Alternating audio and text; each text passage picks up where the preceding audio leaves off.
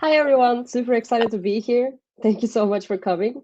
So today we'll be talking about how to get promoted, what we think that leads to promotions, and then what they don't tell us about promotions. But before I start, let me make a quick intro about myself. So I was born and raised in Turkey. I came to California to study at Pomona College. I studied computer science and molecular biology and a little bit of French. Then I started working at Schrödinger, which is a computational drug discovery company. Then I moved on to Tandem AI, which is again a drug discovery company.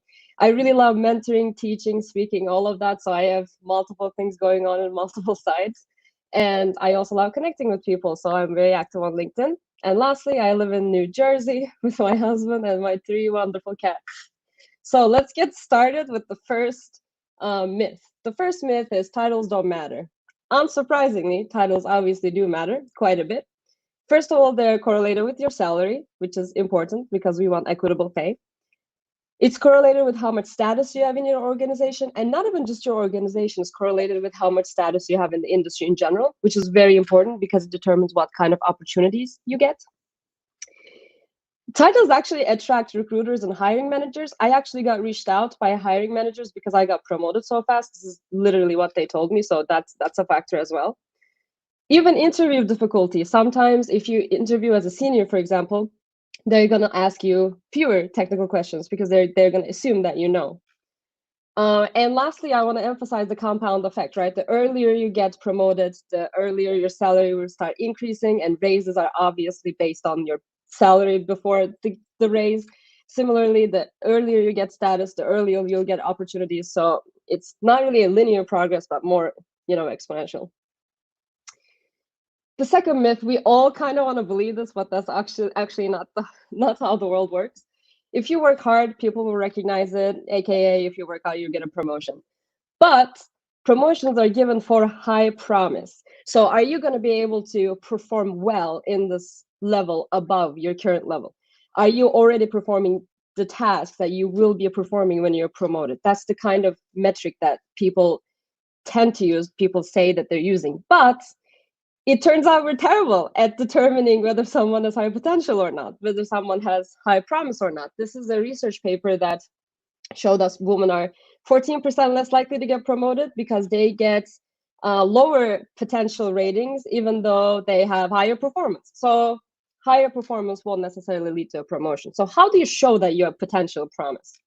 One thing you can do is you can focus on leadership and focus on the initiatives that you start yourself. One good way to do this is delegate.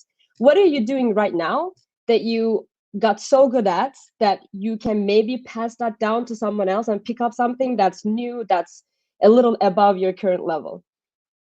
Again, performing up a level, what are the tasks that people are performing at the level above you? Are there any um, are they performing the same tasks maybe to a different quality? Your manager would be a good resource to ask about this. Just straight up ask them, what is the kind of tasks I would be performing if I was promoted? Another thing to ask yourself that might be helpful is, what does your manager not like doing? Can you take that on? Because if you can do his job or her job or their job, it means that you can perform up a higher level. So that's a good question to ask as well. Now we come on to myth three. I just told you leadership and initiative, but even if you show leadership and initiative, even if you're the best leader in the world, you might not be fine because you need to lead visible projects. Because even if you do the best leadership, if nobody saw it, it didn't happen. It's kind of like Instagram pics or it didn't happen, right? Somebody needs to see it.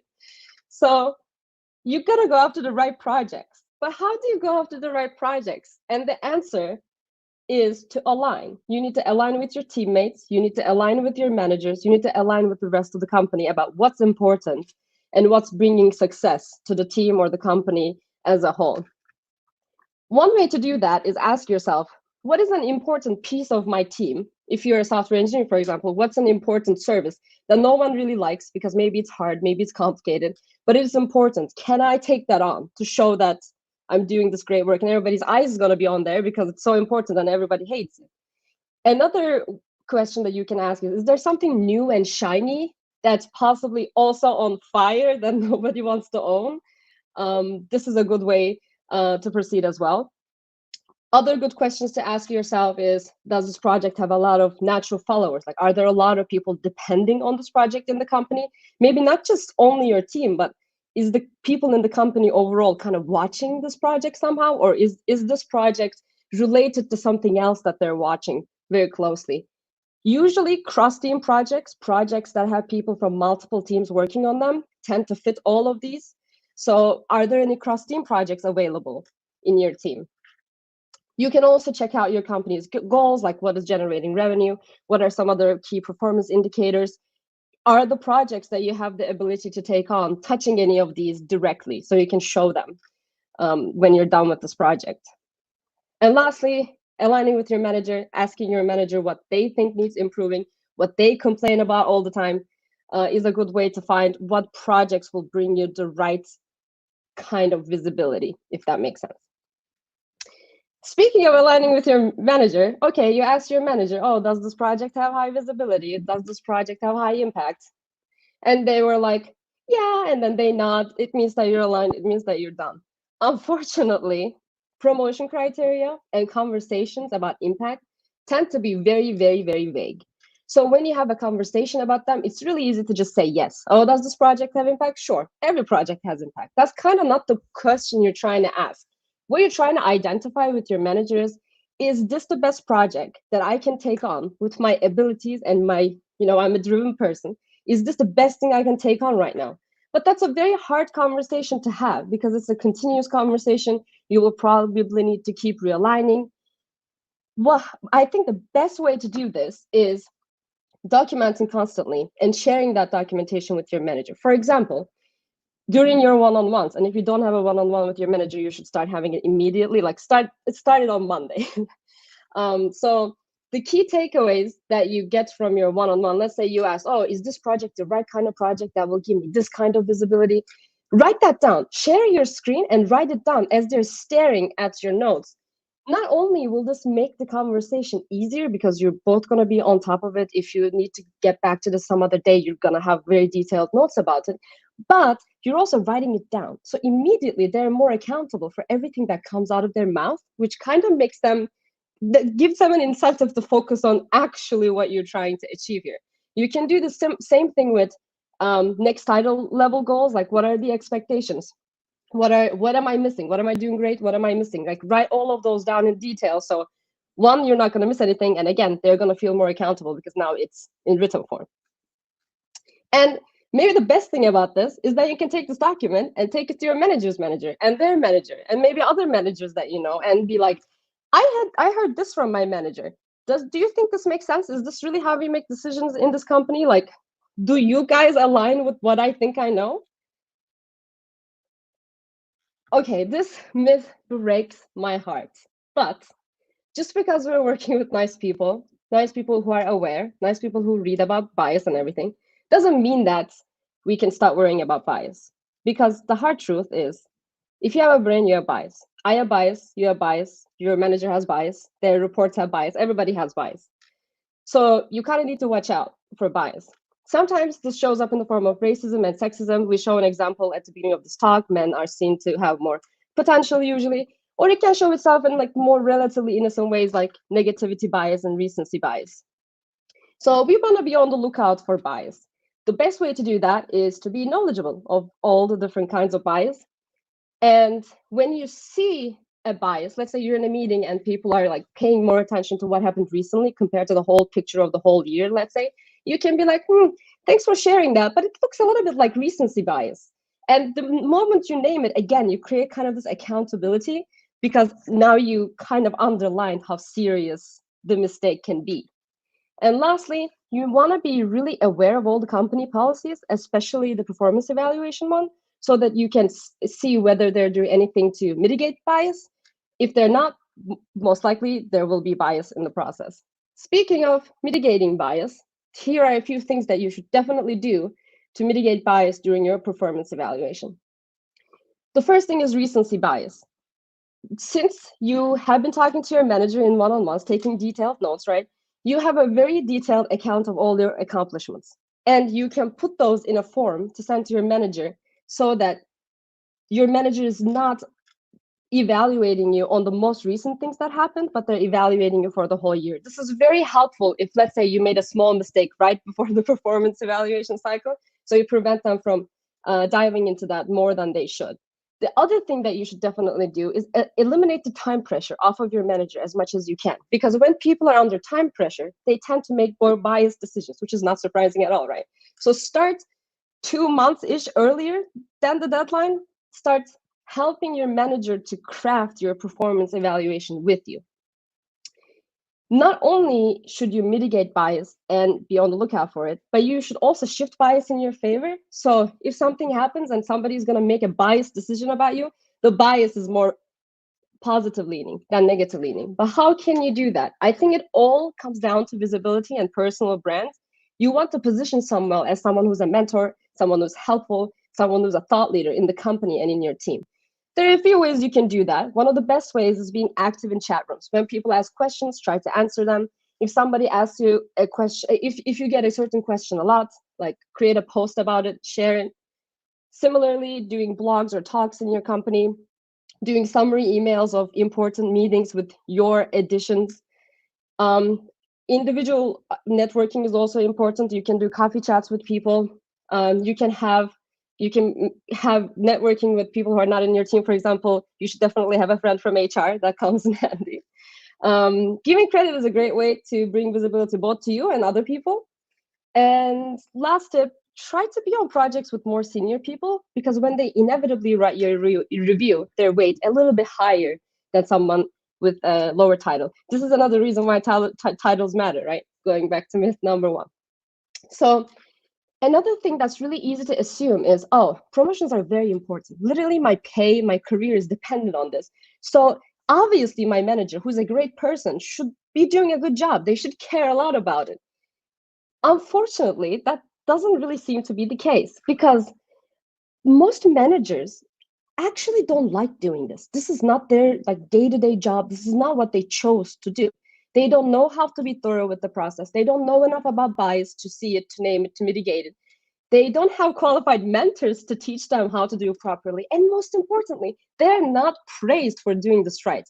There is no reward for getting this process right, even if it's really important. So you need to assume complete incompetency, not only from your manager, but everybody involved in the process. So you need to know the steps in the performance evaluation process, checks and balances if they exist, weaknesses, what kind of bias can exist, timelines. Can you get promoted at the beginning of the year only, or can you get promoted at the end, in the middle? Like, how does it work? Also, you need to manage up. I actually was the person who told a few managers that mid-year promotions are possible. They didn't know that, but I did, because I had that HR friend. And you also need to look into promotion criteria, discuss this with your manager, so make them understand and fit into the general understanding in the company. So when they lead you in the right direction, and help them with paperwork. Speaking of helping them with paperwork, you have been talking about these kinds of things all year with your manager, right? So you can, if you know what they need to write to enter the performance promotion process, you can kind of start writing those prompts for them without kind of telling them. You can give them a lot of data that they can copy paste easily. This can include stuff like, detailed examples of the awesome things that you did, numbers like how many teams have you supported, teams you affected, people you mentored, number of interviews, production issues, design documents, any number that's significant in this performance evaluation process, presented in a form that is going to be helpful to your manager, that can literally be copied and pasted. This principle of not comparing yourself to others works well if the criteria is well defined. But if the criteria are not well defined, how are you supposed to know whether the system works in the way they promised you it will work? So you kind of need to compare yourself to other people. You need to recognize who gets promoted. You need to recognize what people are working on. Were the things that they said would be rewarded are the things that are actually being rewarded? Or are the projects that they said had impact were actually the projects that had impact? You need to look for discrepancies. This is also a good way to see what brings visibility to people, so you can kind of learn from it and copy it a little bit. And realign with your manager and their managers about, okay, this is what we thought about, but this is what happened. Maybe we need to talk about this again. Lastly, I hear this a lot, especially from women. saying things like, oh, it's not important, like if you use it's not going to make a difference, like just get over it. But there's an opportunity cost. We just talked about how, like, if you get status early, you're going to get more status, more opportunity. There's an opportunity cost to waiting. Also, things not being fair doesn't feel nice. Also, this can decrease your job satisfaction, which can actually decrease your performance and can have an impact on your career overall. So you got to seek accountability. If something doesn't make sense, if something doesn't look fair, if something isn't transparent, please talk about it. And the same research paper that said that women are rated to have less like promise also said that women are less likely to leave when they're faced with unfairness. Maybe if you're faced with big unfairness, maybe try leaving.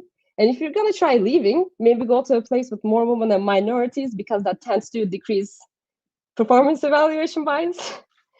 So today is International Women's Day, and today is a day to celebrate 100%. But today is also the day to think about the kind of future we would like to build. So I invite all of you to look at your company's promotion process and see what you can do to improve it. Thank you so much. We have like 3-ish minutes. I would love to take questions, comments. And if we run out of time, please reach out to me. I love to talk to people. Thank you so much. Let me look at the chat.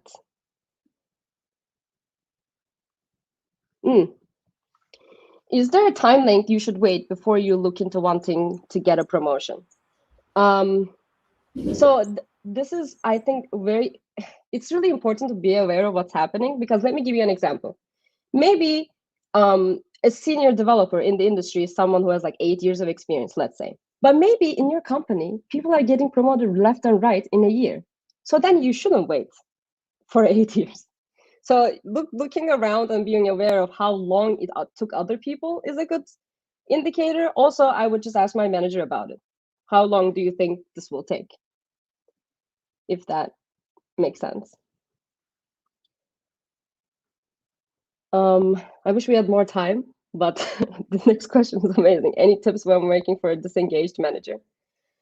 I think the whole accountability piece will force them to be more engaged. Also, if you are, talking to their managers, maybe that fact will also keep them a little bit more engaged.